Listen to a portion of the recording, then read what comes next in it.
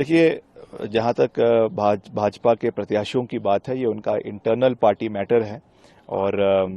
उस पर मैं कोई टिक्का टिप्पणी नहीं करना चाहूँगा, बिकॉज ये उनका प्रेरोगेटिव है। हम पूरी मजबूती से चुनावों में उतरेंगे और जो हमने कार्य किए हैं, खास करके आपदा के समय में कार्य किए हैं, लोगों के बीच हमारी सांसद लगातार लोगों के बीच में रही हैं, उन सब चीज़ों को भी और सरकार की भी जो कार्य प्रणाली है उसको लोगों के बीच में लेकर जाएंगे। यहाँ तक जो भाजपा की प्रत्याशी है सुश्री कंगना रनौत,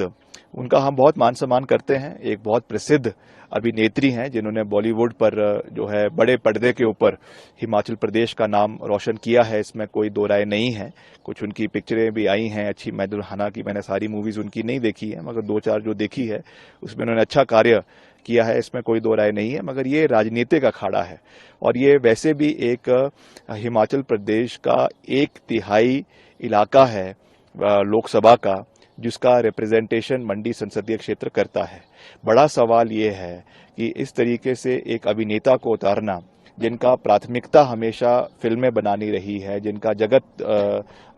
बॉलीवुड जगत से नाता रहा है, क्या वो इतना समय जो है हिमाचल प्रदेश के 1/3 क्षेत्र को दे पाएंगे? क्योंकि चुनाव के समय में तो ये लिखित रूप से मैं कह सकता हूं कि आप हर विधानसभा के हर इलाके का दौरा नहीं कर पाएंगे, मगर इसके बाद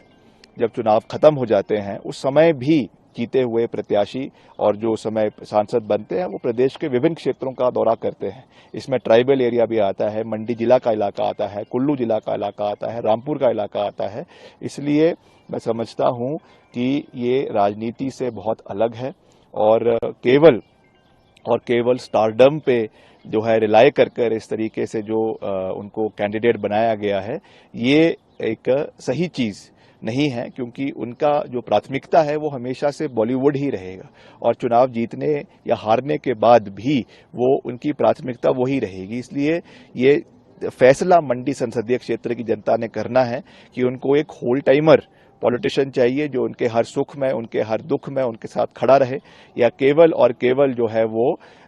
स्टारडम के ऊपर मतदान करना है। ये फैसला आने वाले समय में मंडी संसदीय क्षेत्र की जनता करेगी। क्षेत्र के लिए कंट्रीब्यूशन की भी आप बात करें। हाँ, निश्चित तौर से उनका क्या कंट्रीब्यूशन हिमाचल के लिए रहा है, ये भी एक बहुत बड़ा प्रश्न चिन्ह है, क्योंकि आपदा के समय में भी उन्होंने बहुत सी बातें सोशल मीडिया में कही थी, कुछ कहा, कुछ नहीं हुआ। मैं उन चीज़ों पे अभी नहीं जाना चाहता हूं, मगर प्रदेश के लिए जो एक योगदान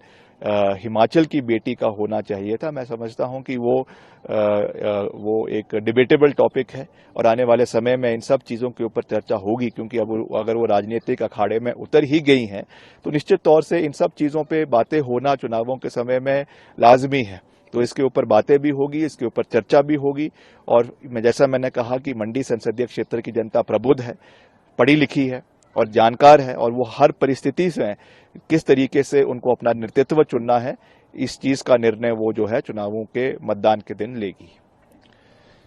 अगर आप ये वीडियो YouTube पर देख रहे हैं तो हमारे चैनल को सब्सक्राइब करें और बेल आइकन को दबाना ना भूलें। अगर आप Facebook पर ये वीडियो देख रहे हैं तो हमारे पेज को लाइक करें।